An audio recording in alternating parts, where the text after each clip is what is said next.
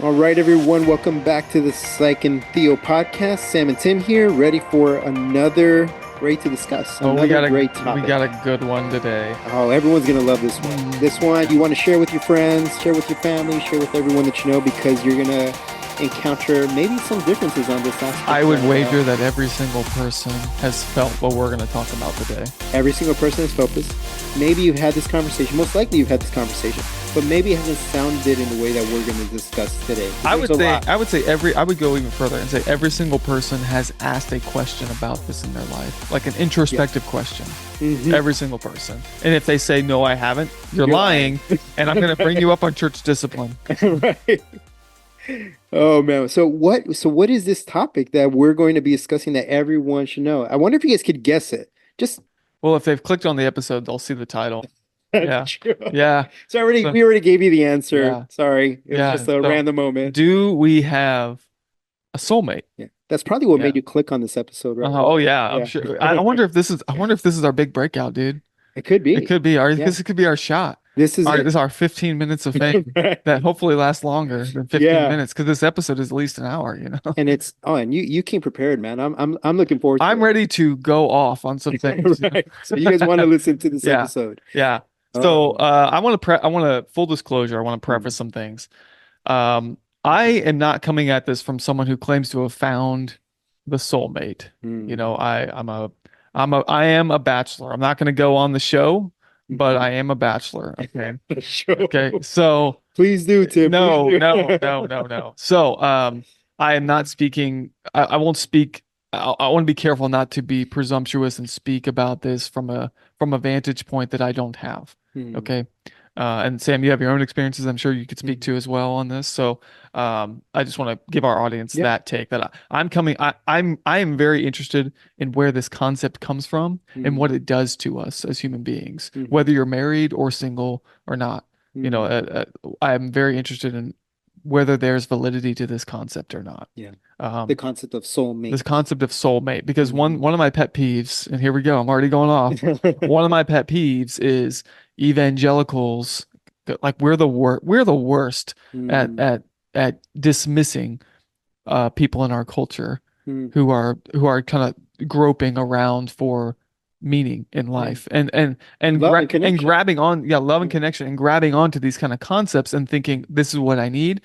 Evangelicals, we're some of the worst at Hmm. dismissing those people, and it's almost like just giving these simplistic Hmm. plastic bumper sticker, one size fits all solutions, almost like just slap a Bible verse on it and there, like, I've answered your question. Therefore you shouldn't have any other like Hmm. existential problems now in Right. life, you know, and like we are the worst for that. And Hmm. so I want to challenge our audience. You might have seen the title of this episode and thought like, well, of course we don't have soulmates, you know, Hmm. that's dumb, or like the Bible doesn't say anything about that or whatever. And I'm going to challenge you that this concept is not as crazy as you think. Hmm. We're probably going to come down on the same side that you have already concluded, but it's not as crazy as people think. And we should not Hmm. take such a quick, dismissive view of the concept, because if so many people, as we said, I think every person has asked this question about themselves in their life. Hmm. So that is pointing to something about the human soul Yeah, and what the absolutely. mind is doing. Hmm. And so we shouldn't be dismissive of it. If every single person on the planet Hmm. asks a question like this, maybe it's important to step back and consider how we should think about it, Hmm. rather than just being like the this dismissive, like, well, I don't think there's anything to say about that. Like, man, it's whatever, man. Like, Whatever. Yeah, yeah, this yeah. show's not for you if you Yeah, think yeah, there's only been like hundreds of philosophers throughout that. thousands of years who've thought about it, okay? Oh, yeah. Yeah, so I'm let's, interested. I'm yeah, yeah, interested to yeah. hear So, it. okay, so what do we mean by soulmate? Hmm. All right. Now I'm going to talk a lot here, but if you got questions, interject and stop me, okay? Okay, sounds Okay, good. yeah, because I do you want, got stuff to say as well. yeah, and honestly, I would say this before you start. When we brought up the topic about, is there a soulmate? Like I knew what I thought about it and what I believed about it, but I didn't scoff at it or think that it was a ridiculous question. It's just more, here's where I stand. But as we were talking, I'm like, huh, like so preparing yourself to have an open mind to the conversation because that's what happened to me as right now is I have my own thoughts about it and we'll elaborate as we continue speaking. But there's this openness to it as you hear more and more. You're like, huh, there's some interesting stuff here. So Hmm. yeah, Might you say that I red pilled you on this concept? maybe that's the theme of the Yeah, show, I yeah, suppose. man. Okay, Yeah. okay. All right. So the idea of a soulmate, it's this idea that there is someone out there. Mhm, It is a person mhm, or an entity, let's say. There's someone out there that is the perfect fit for me. And by fit, we mean that my connecting with this person on a deep emotional level, romantic level, usually we throw that in there, falling in love with this person, that will give me this lasting, abiding sense of happiness, fulfillment, peace, wholeness to myself. Like mhm, I will finally find my purpose in mhm, life. Like life can almost begin at mhm, that point. Before that connection, uh, I'm sort of struggling in life and I'm kind of groping around in the dark and I can't find my way because I'm missing my soulmate. I'm incomplete mhm, in some way. mhm, There's some piece of me that's missing. mhm. So that's when the idea of a soulmate comes from that there's in all human beings, we feel this sense of something's missing Yeah. from us and we long for a connection with whatever that is. And philosophers throughout time have had theories about what this is. Mhm, Okay. mhm, So we see this and we see this come up in culture too, pop culture, even though it's an idea that we can easily dismiss or make fun of or whatever, mhm, because we live in a fallen world and we're aware of of broken marriages and broken relationships and things like that. mhm. But you see this ideal come up all the time in movies. Yep. Okay, ladies, The Notebook. Right. Okay, if you've seen The Notebook, you know what Mhm, I'm talking about. Like there's these two people that meet when they're young and they go through life and they're separated at certain times in certain circumstances. But they feel there's this like deep mhm, connection that transcends all other relationships mhm, throughout their entire life. And so that's the idea of soulmate that and then they finally sort of come together at the mhm, end. mhm. The Bachelor, the show The Bachelor. Yeah. It's I well want to known. find the one. Uh, maybe I should go on the show. I don't know, Yeah. maybe I should audition, Audition I for it, would man. I Send wouldn't that make it. video. I wouldn't stand a chance. Well, Um, you never know, man. yeah, yeah, You yeah, never yeah, know. There's yeah. some people on there. I'm like, how do they get on? Yeah, so the Bachelor, Yeah. Bachelor and Bachelorette, like Hmm. one person going through, a litany of people, like a half dozen eggs, or 2 dozen egg carton, just cracking one egg after another, trying to find the one that works. Right. Dating apps Yeah. as well. Dating Mm-hmm. apps are all about finding the one Mm-hmm. for you. Well, some of them are like that. Tinder, I was about to say, I'm like, all of Tinder, them. Tinder is not so much that way. So some of them have no pretense. They're just like, hey, we're here for hookups. Right. But some of them are like promising that you'll find the one. Mm. You'll find that meaning. Their Let me give selling you point some for sure. stats. Now you might be thinking like, surely there's not a lot of people who think this. Okay. Mm. That's what I Brace thought. yourself. Yeah. Okay. So there's a YouGov poll that was conducted 3 years ago. This is 2021. 15,000 US adults were in this survey. Okay. 15,000? 15,000 US adults.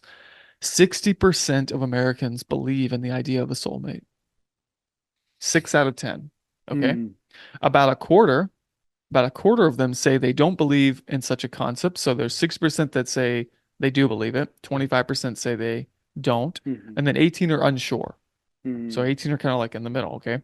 That's probably what it was. Um, more 64% of women are more likely to believe it than men. So How many? 64? 64%. So almost 2 in 3 women, Yeah. two Yeah. out of every 3 women, 55% of men say they believe in a perfect soulmate That's match. interesting. Yeah, I thought that would be yeah, a lot lower. Yeah. yeah. So you're looking at a population where more than half of the population believes in this idea that I have a What's the age range? That'd be let's interesting see. Let's if they have that. it didn't give me Has to the be age adult. range. I mean, anything Yeah, above just 18 adults. Yeah, adults. Yeah. yeah, yeah. Yeah. Um, and here's another interesting. A person's relationship status actually impacts their belief about this. Hmm. Like Okay. current. Yeah, yeah. Hmm. So Americans who are in what's called a civil partnership, Hmm. not a marriage, Hmm. 60%, 66% of them. So that's 2 in 3. Okay. 2 out of every 3 say that they believe Hmm. that there's a soulmate, whereas 60% of those in marriage. So it's still pretty high. Like, and Hmm. even in marriages, they say, "Oh yeah, there's a soulmate." Mm. Hopefully, they think they're, The other 40%. yeah, yeah. 50% of singles Mm. say that there's a soulmate, and this is what I find the most interesting. Mm. 52% of divorcees say there's still a soulmate. 52. 52%. Mm. So even people who come from like broken marriages still Mm. hold to this idea that there's a soulmate. Mm. At least half of them do. I found that pretty like shocking, Yeah, honestly. Yeah. they could Um, be more jaded. so if you're looking at these stats as a Christian, if you're looking Hmm. at these stats, we live in a society that is holding on to an idea that's deeply meaningful for them, Hmm. and they're searching for a connection that they believe they will find in a romantic relationship that will give them this sense of wholeness and meaning and purpose in life. Hmm. Okay. Hmm. That's what you need to see in this data. Not that we live a bunch around a bunch of dummies Hmm. that holding on to some archaic concept or some overly idealistic romantic thing that surely they just need to grow up. Okay. Yeah. That's not the conclusion you should draw from this data. The Hmm. conclusion is that people are looking Hmm. for something. Yeah. All of them are looking for something. Hmm. But Okay. here's I guess something that popped up Yeah. as you were mentioning those things. So I don't know if it's just the social side, but if that's the case, well, it's interesting. If those numbers are so high, or since they are so high, you would think that there's a part in there that would ask, why haven't that person been found? Meaning, is the idea that having that idea that there's a soulmate contributing to the lack of success in marriages? Meaning, Mm. people will date and they'll say, oh, they were great, but there was this other thing that was just kind of off. So it leads to another relationship. And again, it's that Oh, okay. expectation Yeah, yeah. of, is that leading to these broken types of relationships? Is the question that came up for me. Hmm. I don't know. I mean, as you keep on sharing, again, Yeah, that's interesting. Like the idea itself could be causing yeah, broken relationships because it's setting up yeah. some sort of idealism in their mind. Yeah, there was this Yeah. lady who did, she was a reporter, a journalist, and she did like a report on that. And she asked, men, if a girl met 80% of your qualification or things that you would want in a woman, if you met 80%, she met 80% of that, would you marry her, continue on a second date? Like, so this was after a first date. My first bulk at that is what is the other 20%?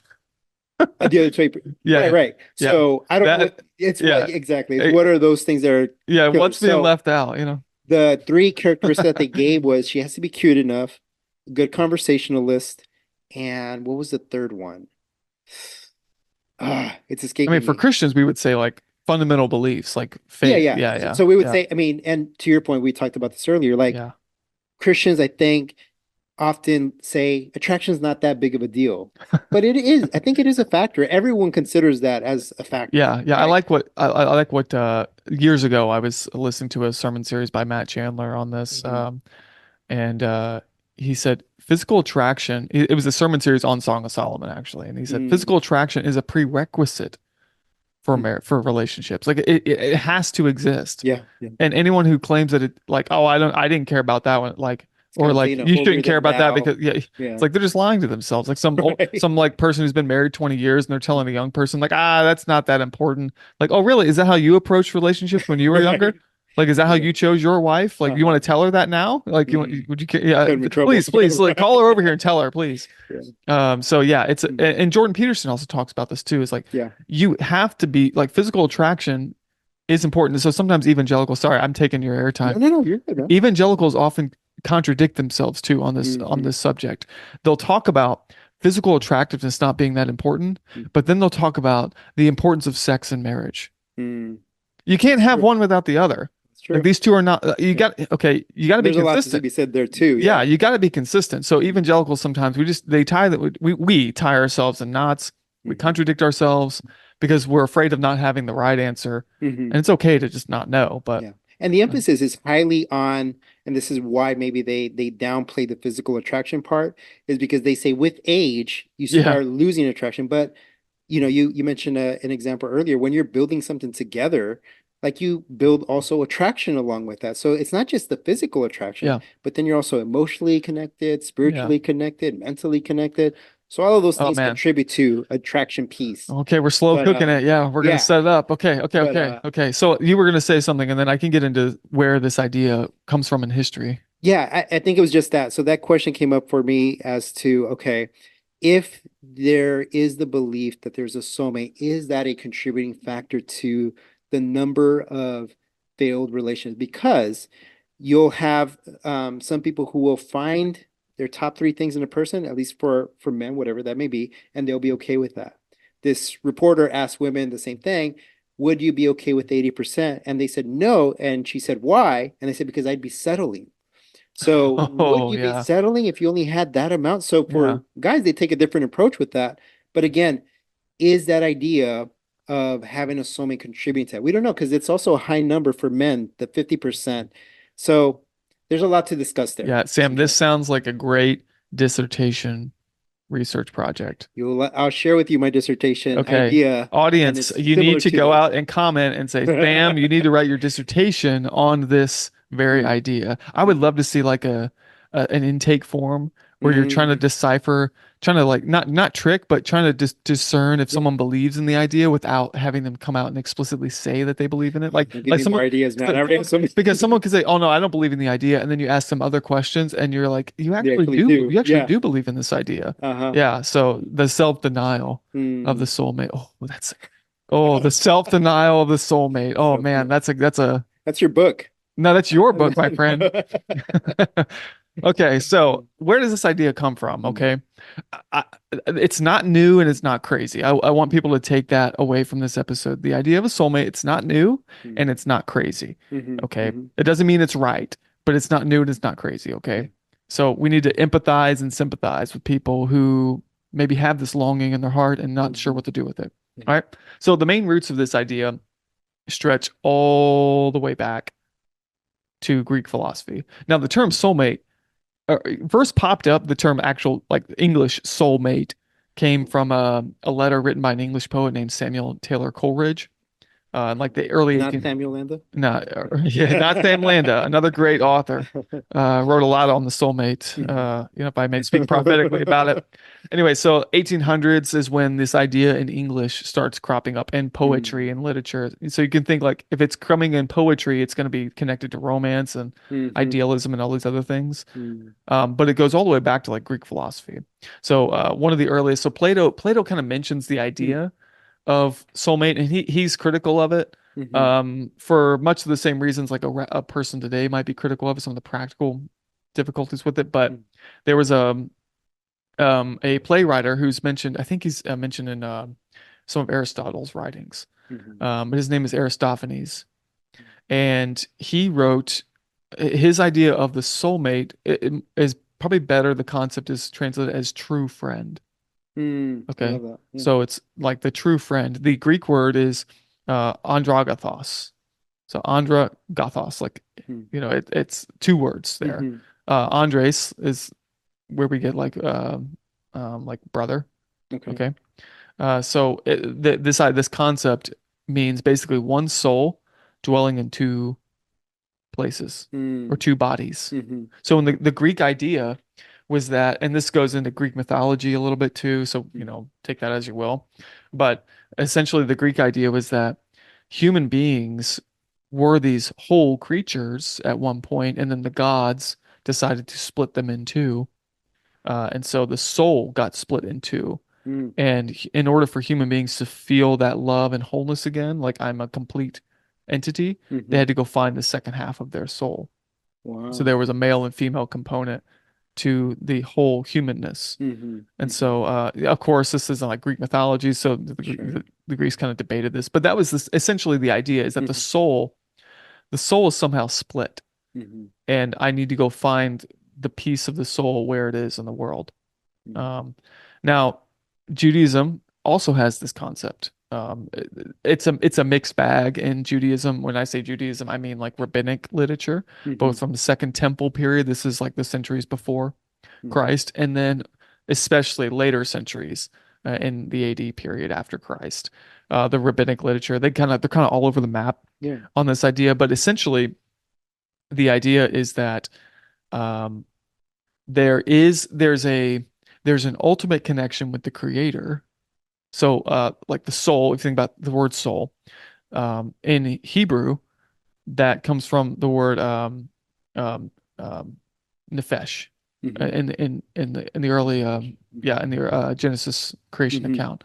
So when it says God breathed into man the breath of life, and he Mm-hmm. became a living soul, the word there, the key word there is nefesh. For soul. Yeah. Yeah. And so it's spirit, it means spirit. And so um, for the Hebrews, the ultimate source of where the soul longs to be reconnected Mm-hmm. is the creator. Mm. So that's the very first and primary is like my soul longs to be reconnected and reabsorbed in with the creator. Love that. Not like monism or like Yeah, yeah. Hinduism, Mm. but like that's big that's that my soul originates from the creator. Mm-hmm. That's what it longs for.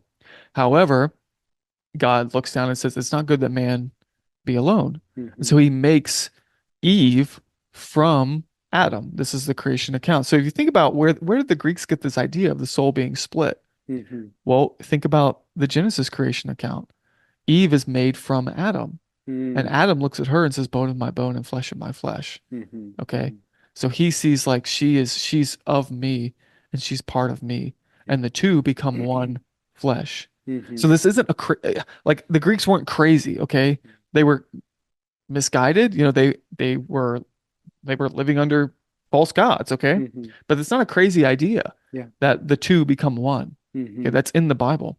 So the Jews, how they would make sense of this in terms of romantic relationships is that if they were, some Jews were predeterminists, like predestinationists, some were not. Mm-hmm. But essentially, a lot of the rabbinic literature would view this as like your first marriage.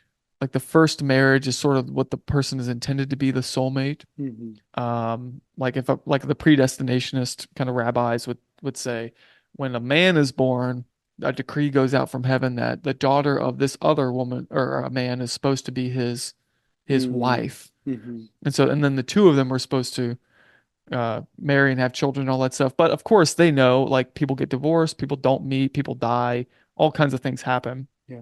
And so there's remedies that need to be made. So they didn't have this like fatalistic or nihilistic notion that if I don't meet my soulmate, then I won't have meaning in life. They Mm. didn't have that. But it ultimately, like, soul comes from creator. So my soul longs to be connected, but the creator made a helper for me. Mm-hmm. And I need to be connected to my helper in this life too. Mm. I Um, love that, Tim. That's yeah. really cool. Now the mystics, the Mm. Christian mystics kind of picked this up later. Origen of Alexandria, he's a church father from the third century. Mm-hmm. He's one of the earliest ones to talk about the soulmate concept. So again, evangelicals, if you're listening to this, this is not new and it's not crazy. Mm-hmm. Okay. Now, Origen himself had some crazy ideas. Okay. We don't have to get into those, but he talked about the soulmate concept in relation to union with Christ. Mm. And so he was an allegorist. He would read the scriptures through an allegoric interpretation. I don't agree with that Mm-hmm. interpretive method, but so he's one of the first to take like Song of Solomon, which is a romance book, Mm-hmm. and equate it to to one's union with Christ. Mm. And so the soul, just as a man leaves his father and his mother and cleaves to his wife, and the two become one flesh, so the soul will eventually want to leave this world and cleave to Christ and never be separated from Mm-hmm. Christ again. So yeah, same sort of concept. Yeah. Yeah. Um, so yeah, like the Christians, the Jews wrestled with this concept all through the ages. They wrestled with this while dealing with the practical side of living in a fallen world with broken homes, broken marriages, uh, death and disease, and all kinds of other things that might happen. Mm-hmm. Mm-hmm. Yeah, when we get to the secular age, this is where it gets interesting, and this is where we can maybe talk about like where we find ourselves now. And I want to hear some Yeah. opinions that you have on this. Mm. I was listening to a sermon by Tim Keller many years ago. This is a phenomenal sermon. So if you want to go listen to it, it's called "The Struggle for Love." Mm. You can actually just look it up on YouTube, and Mm-hmm. you'll find it really easily. Um, and he it's a sermon on Jacob and Rachel and Leah. Okay, it's a sermon about that romance story in the Bible. It's a really good sermon. And an interesting note, just side quest. Mm-hmm.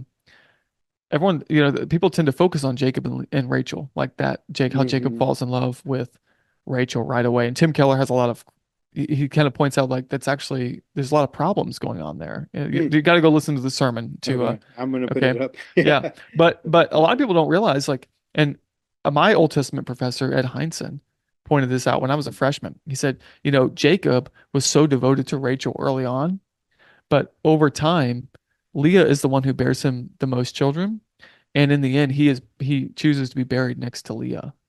Really? Yeah, I yeah, didn't yeah, notice that. Okay. yeah. So Huh. it's a really interesting because Rachel dies much earlier in life, Hmm. and Jacob continues on with Leah, and then he decides to be buried next to Leah. So anyway, that's an interesting tidbit in Hmm. and of itself. But in the sermon, Keller he cites this secular atheist, I think he's a philosopher, sociologist Hmm.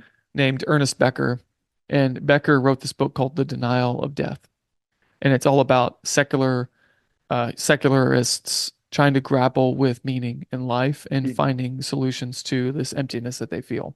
See, the problem with secular society, like secularism being like the a society that's devoid of religious commitments. Like a Christian society is a society that's inculcated and committed to the Christian religion, let's say. Hmm. Hmm. Secular society says we have no prior commitments. Okay.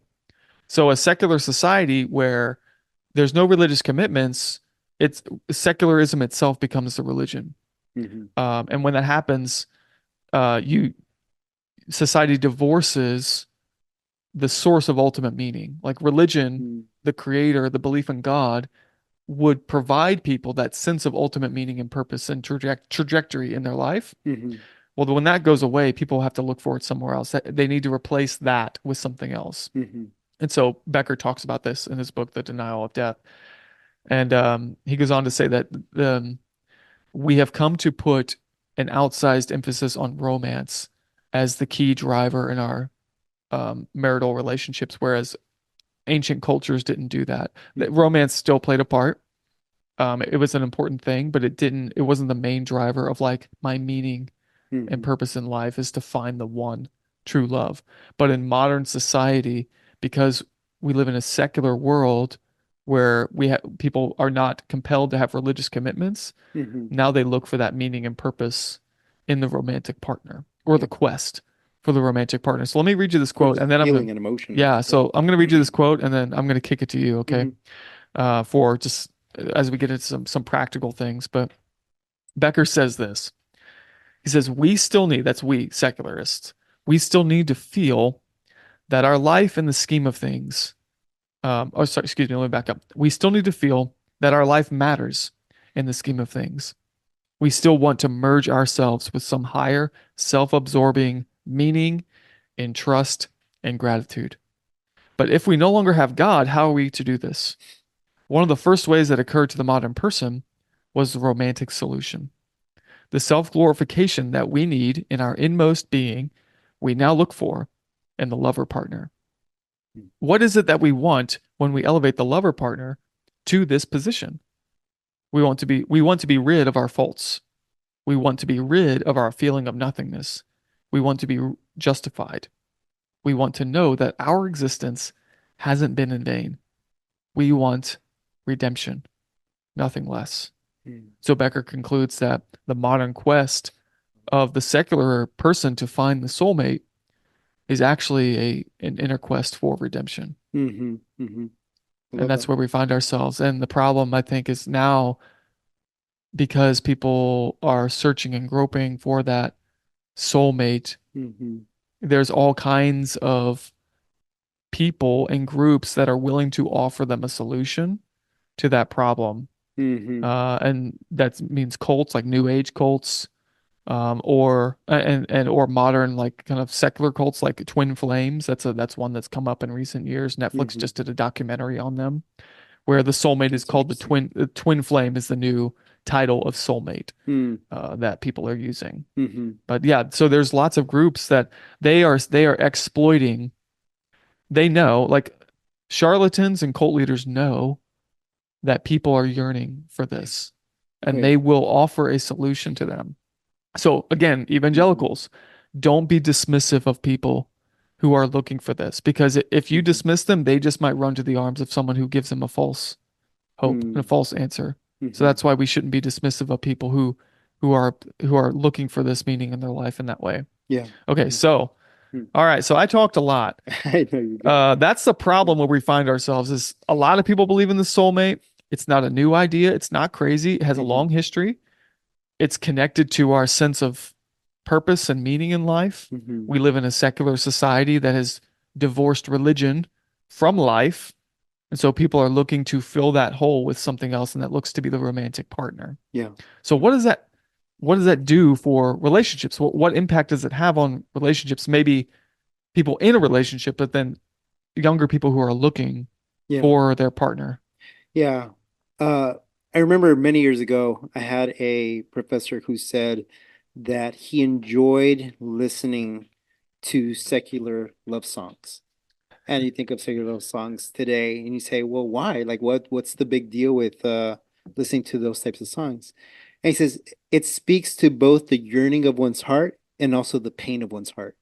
Like Mm, what one desires is also the source of pain. Everyone wants to be in a relationship. Everyone wants to have a soulmate, but the pain is that you're not finding what you're looking for. And I think this goes back kind of to that argument I was making earlier about, is it setting you up for a false expectation?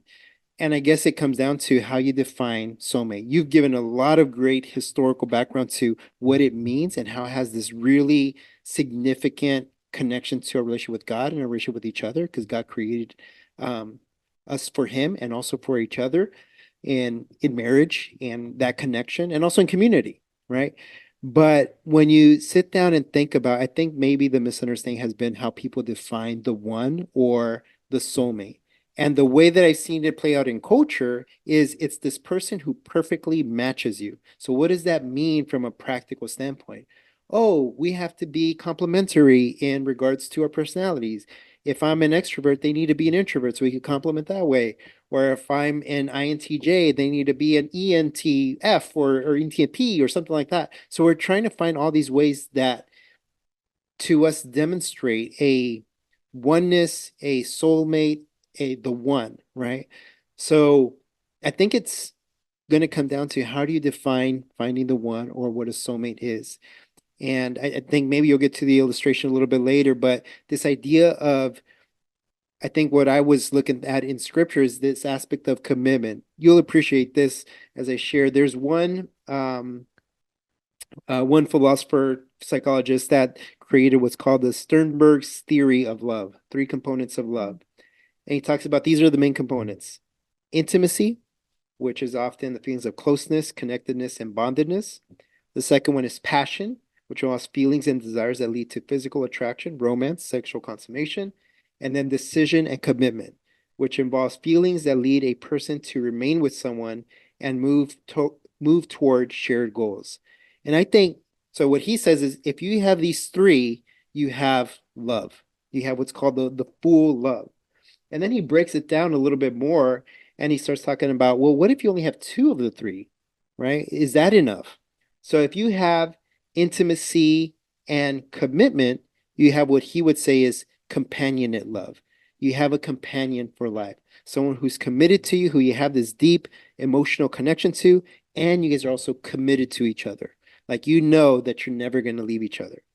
Then you have the other one. I think this is where most people land. It's the romantic love. This is the intimacy and the passion, but no commitment. So this is where you see people kind of dating and they get along well, they feel connected to each other, they have the passion, they feel attracted to each other, but the commitment is lacking. So this could be similar to maybe people who are living together before marriage. So something like that, right? And they may say commitment, but again, how do you solidify that? Through usually through marriage, right? And then you have what's called fatuous love. And he would say this is the passion and the commitment, but no intimacy. So this is kind of those people who benefit each other by having being attracted to each other, being committed to each other, but not really having any depth to their relationship. So what he would say is the full love he would call consummate love, which is all three of those factors played together. So, how do you build something like that? So, the soulmate, at least in my mind, is the one of you becoming that person and building together with someone person because these things don't happen on day one, right? So, I think the idea of soulmate, at least from my perspective, the way that people see it is maybe that it happens on day one, like maybe a love at first sight type of feel. Yeah, Would that or be? I will know intuitively that this person can do all the things you just described. Yes, yes. Yeah. So I'll something just like that. know it. They'll know, and they Yeah. do talk about it with a lot of conviction. And to your point, I don't want to downplay that. I'm simply pointing out that these things take time. Like the love that you see your parents have, or your grandparents have, or a couple that you admire, like behind that story or behind that marriage, you see the story of struggle and forgiveness and pain and all of these things that we don't see because not a lot of people share. And I think it'll benefit those of you who are listening, and if you are older and in the church and people look up to you, I think it would behoove you to share with others the struggles and the victories of why you are where you are today in your marriage. Because I think people will look at your marriage, they'll admire it, but they don't see the struggle behind it.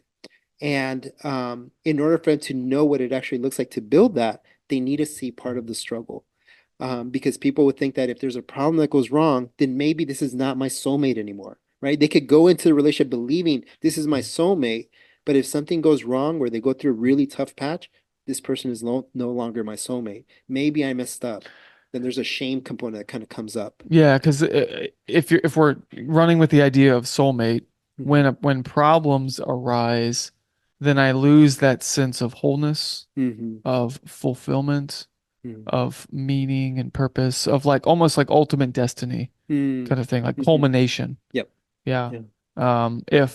If I've thought I found redemption in this person and then now I'm encountering problems, what does that mean Hmm. for my redemption? Hmm. If you Yeah. want to get really deep with it, Yeah. yeah, that's And we do this in our relationship with God too, right? It's like, I'm saved, I've been growing in my relationship with God, and then you go through a really hard time in your life, and then people start to question, does God really love me, right? So it kind of still ties back into the idea of wanting to feel connected to God, and often struggle pushes you towards God, and He becomes your source of comfort. But there's other people who now they question everything about God, like, oh, the Lord doesn't love me anymore. If He loved me, He wouldn't have allowed this to happen. Or, why is God putting me through this? So they start questioning all those things. So that's my fear is that if you do, again, I'm not downplaying it, but if you do believe in this aspect of having a soulmate, it's going to be with the understanding that there's struggle within that aspect and that that's okay, that that's part of growing deeper in relationship. I've felt closer to God during my times of pain than during my times on a mountaintop, for yeah. example. So I think if you have that understanding, the idea um, of a soulmate, you also have the understanding of there's a process to get to that point, that it solidifies with time because you have these components of intimacy, passion, and commitment. And the Bible would often talk about this as this covenantal love, right? You're bound by this covenant to commit and love this other person. We have it in Ephesians 5, and obviously talking about the covenant in the Old Testament that God keeps with his people. Yeah, speaking of the Bible, Yeah. so I'm glad you mentioned that. So the Bible, immediately when we evangelicals might hear this and they yeah, about the idea of the soulmate, and then they think, well, the Bible says nothing about it, and Mm. I'm going to dismiss it. We just talked about the creation account Hmm. and where even All Greek great guys. philosophers got Yeah. the idea of the split soul. Um, but even just the idea of marriage in Mm. the Bible. Now, the Bible's not, it doesn't paint an idealistic, like always rosy picture of marriage, Mm. but I would say this is my words, Yep. it paints a realistic or a realist, as in a realist is someone. Now, let me back up here. Sorry, let me go forward and then I'll back up. Sure. But the Bible gives us a realist but positive view of Yeah. romance and marriage. Now, what do I mean by realist? Sometimes in common vernacular, people will be like, "I'm not a, I'm not a pessimist. I'm a realist." Hmm. And what they mean by that is, I want an excuse to complain about Right. something. Right. What I mean by Hmm. realist is that you deal with the world, you're dealing honestly with the problems of the world. Hmm. So a realist is not an idealist, but is also not a cynical pessimist. Okay. Hmm. Hmm. So a realist is someone who just sees there's both good and bad in the world. So Hmm. the Bible takes a realist view Yeah. of marriage, but on top of that, it has a positive view of marriage Hmm. and romance. not just marriage, but romance. Yeah. Okay. So Song of Solomon is Song of probably the Solomon. best example of that. Mm. But there's those positive stories. Isaac and Rebecca is a positive story of romance and marriage. Now, were there problems? Oh yeah, of course. Mm-hmm. Um, Ruth and Boaz Mm. is another positive story of romance in Mm-hmm. the Bible. But there's also cautionary tales like Samson and Delilah. Mm. Now, somebody like Samson never got married to Delilah. Yeah, yeah, I love his expression. yeah, That's funny. yeah. There's another. Here's one. Here's Mm. one. King Ahab. Okay, Mm. King Ahab. Who did he marry? Jezebel. Mm. King Ahab is described as the most wicked king in all of Israel's history, and the most evil thing that he did was marry Jezebel. Mm. Okay, so that's Mm-hmm. bad. All That is right. bad. Yeah. So Mm. there's right and wrong ways to do that. You remember Jacob? Mm-hmm. Okay, so Jacob, people will focus on his romance with Rachel, how Mm-hmm. he sees Rachel at the well, and he's just absolutely Love at overcome and first smitten. sight. Yeah, Yeah. and he kisses her and he weeps, Mm. and we're like, oh, how sweet. That's so romantic. And then he goes and Yeah. he offers Laban, I'll work 7 years. Tim Keller really does a good job of going into why this is a problem because Mm. what it shows is that Jacob is he's doing this thing where he's trying to make up for his sense of alienation and abandonment Mm-hmm. by finding love in Rachel. Mm-hmm. Mm-hmm. Because he's already has his experience with the angel of the Lord where he Mm-hmm. wrestles. He's already had that experience and he's Mm. already cheated. Well, maybe I'm getting my time wrong. He's at least cheated Esau. He's cheated Esau out of his birthright. I may be getting the other experience mixed up, but he's Mm. cheated Esau out of his birthright. So he's gotten like this guarantee, I'm gonna get the birthright of my father, but Mm-hmm. he's fleeing from his family and he flees to his uncle's house. Mm-hmm. Okay, Mm-hmm. and that's where he meets Rachel. And then he's so desperate and enamored with love, overcome with this love, that he offers 7 years of labor, which like is Mm. crazy. No one would have done that. That's why the story. I thought that was cultural in some ways. Yeah, no, it's an exorbitant amount Interesting. Yeah. yeah. Okay. So it's like Laban's like, sure, I'll take it. yeah, Yeah. yeah, Right. you know. So he does that, and Mm. then at the end of the 7 years, Keller explains this that when Jacob says like, it's the end of my 7 years, give me my wife so that I can lay with her. That was very uncouth culturally to do that. He's basically saying, okay, I've earned my wife, now Mm-hmm. let me have sex with her. Mm-hmm. So he's so desperate to fulfill the physical Mm-hmm. desire that he has for her. So he just sees this as like, I've just got to have this woman. Okay. Mm-hmm. Mm-hmm. And Laban, of course, takes advantage of him, in that way. Anyway, so there's all that to say there are positive views of marriage and romance, but there's also warnings in the Mm-hmm. Bible too. Like Solomon, the Song of Solomon is about Solomon and his young bride, but we all know Solomon had 700 wives and 300 concubines. Yeah. Yeah. Mm-hmm. So, yeah. And those wives led him away from the Lord. Yep. Yeah. So Yeah. it's a mixed bag. It's a Mm. mixed bag. So, okay. What advice, what advice can we give? Oh, let me say one more thing about the Bible because I didn't say anything about the New Testament. Mm. You know, like the New Testament picture, I think you mentioned this earlier. The New Testament picture of marriage Mm-hmm. is that one, it's a healthy thing for people to do. It's not an obligation. Mm-hmm. You could be single or married and live a fulfilled Christian life. Mm-hmm. But if you do get married, that is a picture of the union with Christ. This is Ephesians 5. Yeah. Like the marriage, your marriage with your husband or wife is supposed to be a picture of the Christ union with the church. Mm-hmm. Okay. So that's the biblical picture of marriage in a nutshell. Yeah. All right. So what do we give? Let's, in our audience, there's going to be Christians who are wrestling with this idea of soulmate. Mm-hmm. There's going to be maybe people who are not Christians wrestling with it. What advice can we give them? Or Mm. even people who are married and maybe thinking, Yeah. did I choose wrong? Yeah. Yeah. Well, I really like the point you made earlier. This was prior to us starting the episode, but this aspect of building a life together. And I think the Sternberg's theory of love, I think it actually provides a good foundation for approaching relationships. As you know, we talked about Christians will often negate the aspect of physical attraction, but it's a natural part of how we actually build relationships. It's one of the main components. It's what actually brings us in for men. So there's that aspect. But then the other two, right? This aspect of intimacy, learning how to build that intimacy, that genuine connection, heart to heart, mind to mind with another person. Today, people don't know how to do that. And again, a lot of that stems from not having good models growing up. I mean, we have a lot of single family homes. We have a lot of divorced homes. We have a lot of absent parents. The new generation just doesn't know how to build a relationship face to face, an actual relationship. All they know is what they've seen in their homes and social media, what they're seeing these celebrities. And again, they only see the highlights. On social media, if you're scrolling, you're not seeing all the lows of people's relationship. You're seeing only the highs. So in your mind, that's creating this ideal of, oh, that's what I want my relationship to look like, or that's what I want this to look like. But again, spend time with couples within your church, within your communities that you admire, and ask questions. I think most couples like to share, hey, here's what we've been through. Here's how we overcame this struggle over here. So if you're single and looking to get married at some point, talk to those people. Talk to people that you admire. What you want your marriage to look like, talk to those people, and they'll share those things with you. But this aspect, today we lose these two pieces in culture, the ability to build intimacy, which is genuine connection with another person, and the commitment piece is that if I'm not happy, then I can go and just leave this marriage. So everyone that's pretty good with the passion part, I'm attracted to you, you're attracted to me, great. But then after that, what?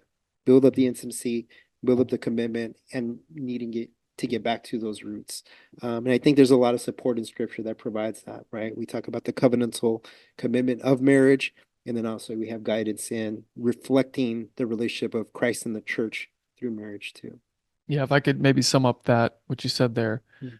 is that we don't necessarily find a soulmate, but we become Mm, that's soulmates exactly right. through Yep. the commitment and hard work. Hmm. Um, yeah, yeah, like there's a if you don't believe me, there's a stat here that's I think is interesting, for people who are maybe struggling with the idea of like soulmate. Hmm. Um, 43% of people who get married end up marrying someone that they went to high school or college with. 43%? Yeah, 43%. This is Really? Americans. Yeah. Okay. Okay. Mm, If the idea of soulmate, of like, I have to find there's one human being out there of the opposite sex that I need hmm to find. Now, that's a controversial statement that I just uttered there, hmm in our culture, but that there's one person that I need to connect with in this romantic relationship, and that's my soulmate. You wouldn't see a stat like that.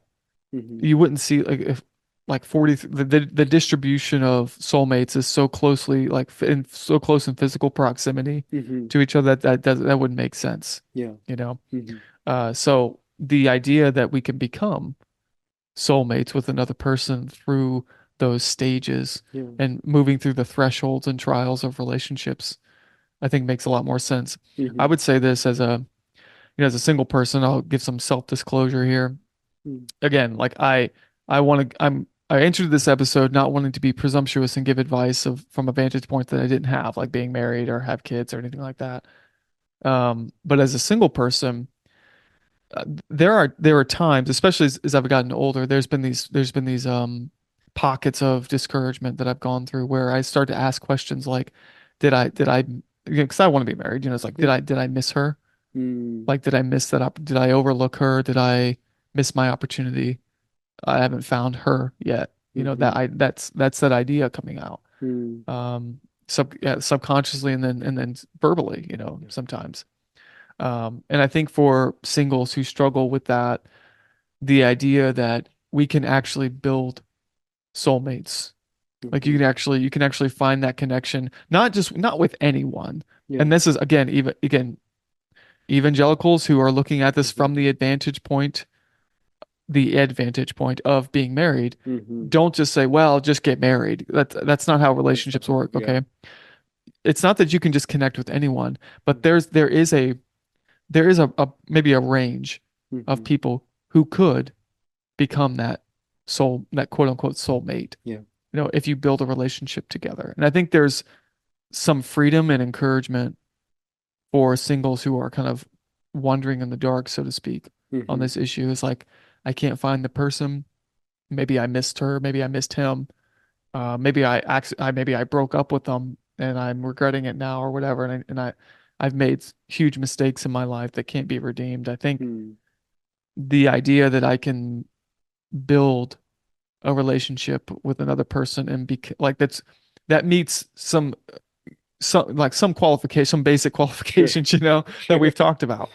But I can become that, Hmm. and I can find that connection that Hmm. way. I think there's some freedom in that and encouragement for people. So I would just encourage singles Hmm. in that, um, yeah, Yeah, there could be multiple people who could qualify for that kind of partner in your life. absolutely. Yeah. I appreciate sharing that, brother. Appreciate sharing that.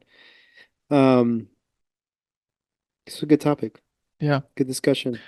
Hmm. I have some closing thoughts. You have some closing I have thoughts? one closing thought. Okay. Okay. But I'll let you go first. You go first. Yeah, I think if I have any closing thoughts on the topic, it's just re-emphasizing the idea of becoming the person, becoming the soulmate, I guess.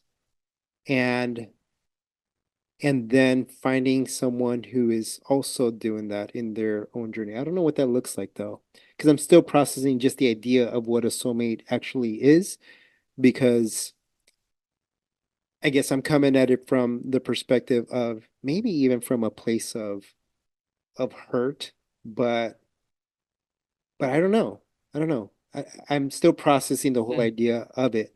But for me, it's more so if I'm looking forward and looking at what this actually means, I think it's just finding someone who's willing to build together and working through things and just pushing forward. That's just kind of what's coming to mind for me. Yeah. Yeah. Yeah.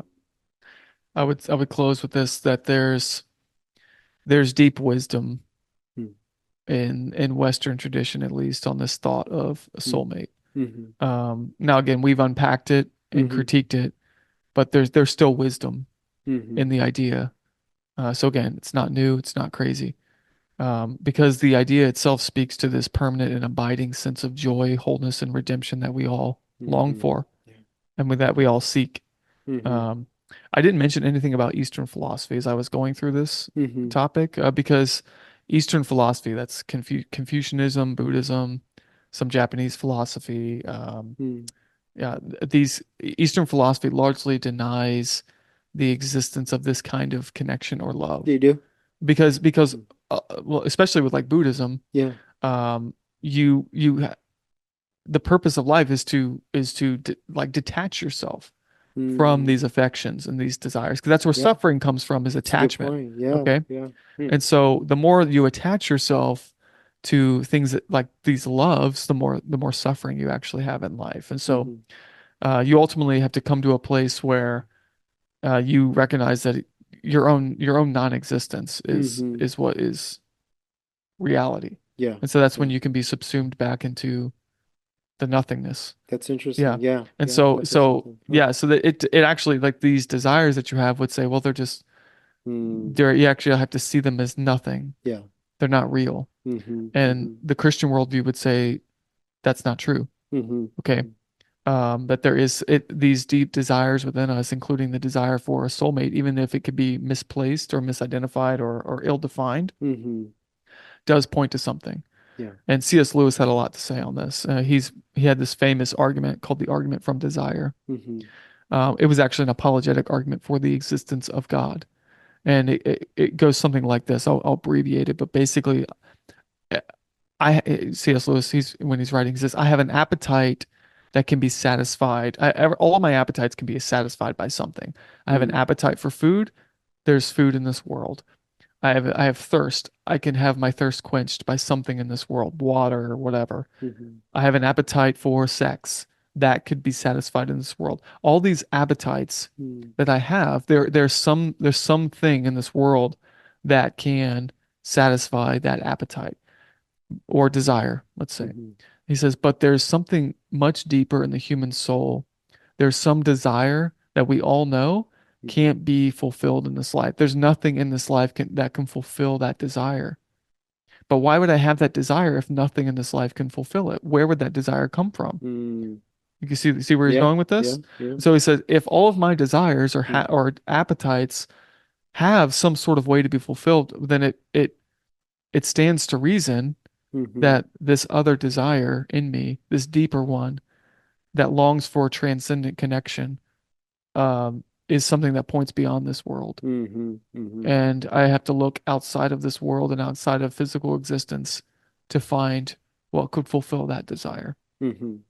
And I think that's where we get this idea of redemption Yeah. and where soulmate actually comes from. Yeah. Yeah. That's great.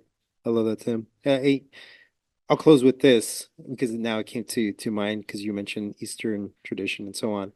I think culturally, I think that's probably what's been impacted in my head because the focus from a cultural perspective, Latino background, is duty, responsibility, commitment, no matter what.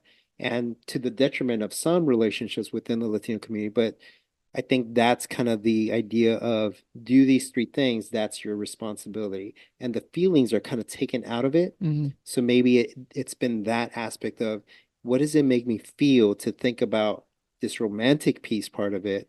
Well, it doesn't line up with these other factors that were modeled or taught to me growing up because these were the most important. So when I talk about the covenantal part of marriage, I'm thinking that ties into this commitment piece. So yeah, I think that's where I was trying to come from is that what is it? What it's not wanting to feel romantic. It's just these are of higher value based on the background.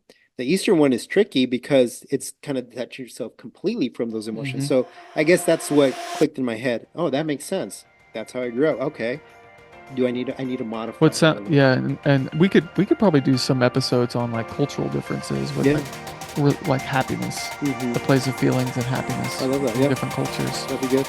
But it sounds like with Latin American culture, it's not that feelings aren't important, but they're lower on the scale of The lower, values. yeah, exactly. Yeah, That's exactly right. yeah, That's a good yeah. point. So, yeah, Okay. great stuff. All right. Yeah, great. Share this with your friends. I'm sure you guys will love it. And send us your questions if you have anything. All right. All right. See you next time, guys.